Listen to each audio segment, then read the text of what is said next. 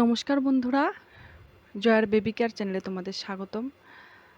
আজকে যে বিষয়টি নিয়ে আমরা কথা বলবো সেটি হলো যে বাচ্চাকে আমরা কি খাওয়াবো, যেটা খেলে বাচ্চার বুদ্ধিমান হবে এবং সে মেধাবী হবে।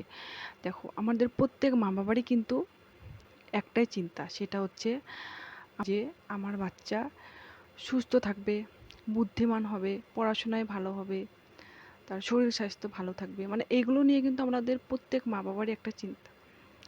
তো এরকম কি করলে বা কি খেলে যে আমাদের বাচ্চা বুদ্ধিমান এবং মেধাবী হবে, তো এইগুলোই আজকে এই ভিডিওর মাধ্যমে আমরা আলোচনা করব। তো ভিডিওটি শুরু করার আগে তোমাদেরকে বলছি, তোমরা যদি আমার চ্যানেলে নতুন হয়ে থাকো তাহলে প্লিজ একটি লাইক আর একটি সাবস্ক্রাইব করে দিও, কারণ তোমাদের একটি লাইক আর একটি সাবস্ক্রাইবে কিন্তু আমার ভিডিও করার উৎসাহটাও বাড়ে। ভিডিওটি পারলে সম্পূর্ণ তোমরা দেখো, এতে আশা করি তোমাদের একটু হলেও হেল্পফুল হবে। তো চলো জেনে নিই আমরা কি করব এবং কি খাওয়াবো তাতে আমাদের বাচ্চার মেধাবী হবে এবং সে বুদ্ধিমান হবে।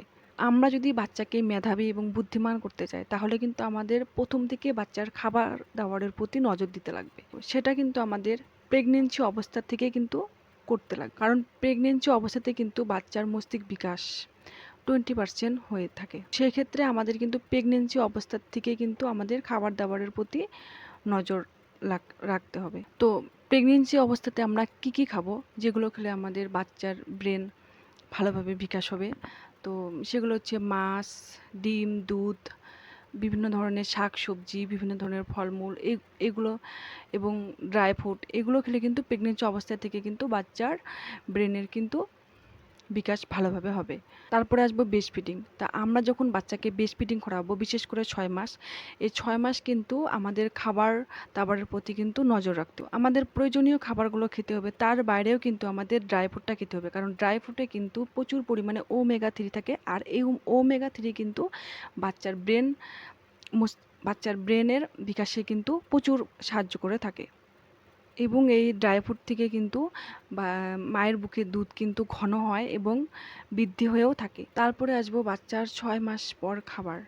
সাধারণত আমরা কিন্তু বাচ্চাকে কার্বোহাইড্রেট এবং দুধ জাতীয় খাবার দিয়ে কিন্তু বাচ্চার চাহিদাটা পূরণ করে থাকি। সেই ক্ষেত্রে আমরা যদি বাচ্চাকে সুজি, সাবু, ডালিয়া এই ধরনের খাবার দিয়ে থাকি, তো এই খাবারগুলোতেও কিন্তু আমরা বিভিন্ন ধরনের ড্রাই ফ্রুট মিক্স করে কিন্তু বাচ্চাকে খাওয়াতে পারি। এই খাবারগুলোর থেকেও কিন্তু বাচ্চার মস্তিষ্ক বিকাশে সাহায্য, বিশেষ করে কাঠবাদাম।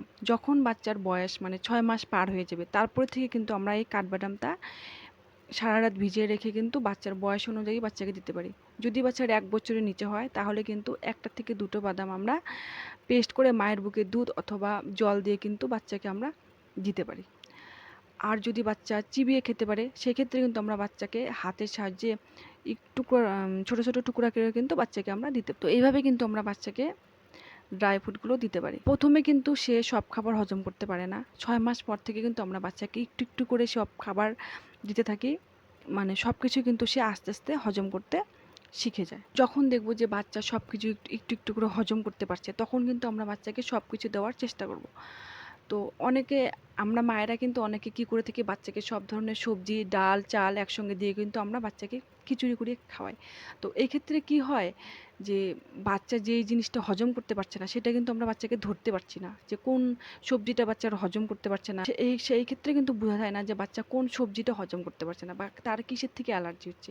তো সেই ক্ষেত্রে কিন্তু আমাদের বাচ্চাকে প্রথমে হয়তো বাচ্চাকে আমরা শুধু ভাতটা দিলাম, এইভাবে, তারপরে তারপরে একটু সবজি দিব বা ডাল দিব, বা এইভাবে কিন্তু আমরা বাচ্চাকে প্রথম থেকে কিন্তু খাবারটা এইভাবে কিন্তু দিতে পারি। তো এইভাবে দিলে কিন্তু বাচ্চার যে হজম বা অ্যালার্জি সমস্যাটা সেটা কিন্তু হবে না। যখন আমরা বাচ্চাকে ডিম দিব, তো আমরা কিন্তু বাচ্চাকে ডিমের সাদা অংশটা না দিয়ে কিন্তু বাচ্চাকে ডিমের কুসুমটা দিব। ডিমের কুসুমে কিন্তু প্রচুর পরিমাণে কলিক এবং ক্যালসিয়াম থাকে।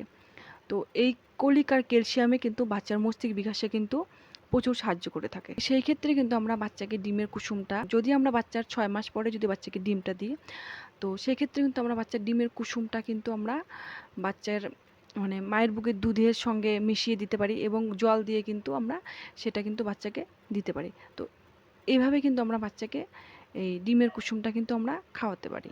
যদি বাচ্চা ডিমের কুসুমটা হজম করতে পারে, তাহলে কিন্তু বাচ্চা যখন 8 থেকে 9 মাস বয়স হবে তারপর থেকে কিন্তু আমরা বাচ্চাকে ডিমের সাদা অংশটা দিব। প্রথমে বলছি, ডিমে কিন্তু প্রচুর পরিমাণে কলিক আর ক্যালসিয়াম থাকে। তো এই কলিক আর ক্যালসিয়াম কিন্তু বাচ্চার মস্তিষ্ক বিকাশে কিন্তু সাহায্য করে থাকে। তো সেক্ষেত্রে কিন্তু আমরা বাচ্চাকে অন্তত দিনে একটা ডিম কিন্তু আমরা বাচ্চাকে দিতেই পারি। তারপর যেটা বলবো, ড্রাই ফ্রুট। ছোটোর থেকে যদি আমরা বাচ্চাকে বিভিন্ন ধরনের ড্রাই ফ্রুট দিয়ে থাকি, যেমন খেজুর, কিশমিশ, চেরি, তো এইগুলো যদি আমরা বাচ্চাকে ছোটোর থেকে দিয়ে থাকি, কারণ ড্রাই ফ্রুটে কিন্তু প্রচুর পরিমাণে ক্যালসিয়াম এবং ওমেগা 3 থাকে। এগুলোই কিন্তু বাচ্চার মস্তিষ্ক বিকাশে কিন্তু সাহায্য করে। আর একটা যেটা বলবো, মাছ। মাছ কিন্তু মুরগির মাংসের থেকেও কিন্তু বেশি কাজ করে, তাই বাচ্চাকে কিন্তু মাছটা কিন্তু অবশ্যই দেওয়া দরকার। এবং ছোটোর থেকে কিন্তু বাচ্চাকে এই মাছ খাওয়ানোটা কিন্তু অভ্যাস করা আমাদের দরকার। মাছে কিন্তু প্রচুর পরিমাণে ওমেগা 3 থাকে। তো এই ওমেগা 3 কিন্তু বাচ্চার মস্তিষ্ক বিকাশে সাহায্য করে। যখন আমরা বাচ্চাকে মাছটা দেবো, মাছটা কিন্তু হালকা ভেজে নিব, তাহলেই কিন্তু বাচ্চা ওমেগা 3টা কিন্তু ঠিকঠাক পাবে। তারপর যেটা বলবো, ঘুম কিন্তু মস্তিষ্ক বিকাশের জন্য খুবই প্রয়োজন।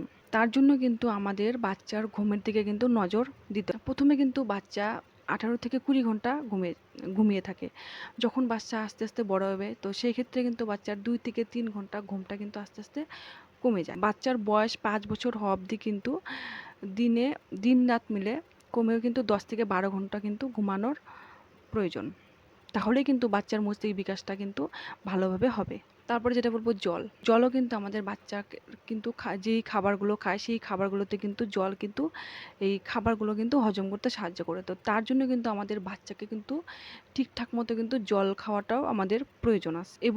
এবং এই জল কিন্তু শরীরে রক্ত চলাচল করতে সাহায্য করে এবং বাচ্চার মস্তিষ্ক বিকাশেও কিন্তু সাহায্য করে। আমরা যদি ছোটোর থেকেই বাচ্চার এই খাবারগুলোর প্রতি নজর রাখতে পারি এবং যদি এই খাবারগুলোর প্রতি ছোটোর থেকে অভ্যাস করাতে পারি, তাহলে কিন্তু আমাদের বাচ্চার ব্রেনটা নিয়ে কিন্তু আমাদের পরবর্তীতে অত একটা সমস্যা আমাদের হয় না। আর একটা কথা বলে, যেটা হচ্ছে চিনি। তো তোমরা যারা বাচ্চাকে চিনি দিয়ে থাকো, তো চিনির পরিবর্তে কিন্তু আমরা বাচ্চাকে মধু এবং গুড় দিতে পারি। এই চিনি কিন্তু বাচ্চার ব্রেনের জন্য ক্ষতিকারক। আশা করি ভিডিওটি তোমাদের ভালো লেগেছে। যদি তোমাদের ভিডিওটি ভালো লেগে থাকে, তাহলে একটি লাইক আর শেয়ার এবং সাবস্ক্রাইবার করে দিও। তো সাবস্ক্রাইবের পাশে থাকা বেল আইকনটিও প্রেস করে দিও, যাতে আমার পরবর্তী ভিডিওগুলি সবার আগে তোমাদের কাছে পৌঁছে যায়। তো সুস্থ থেকো, ভালো থেকো, সোনামণিদেরকে ভালো রেখো। সবাইকে ধন্যবাদ।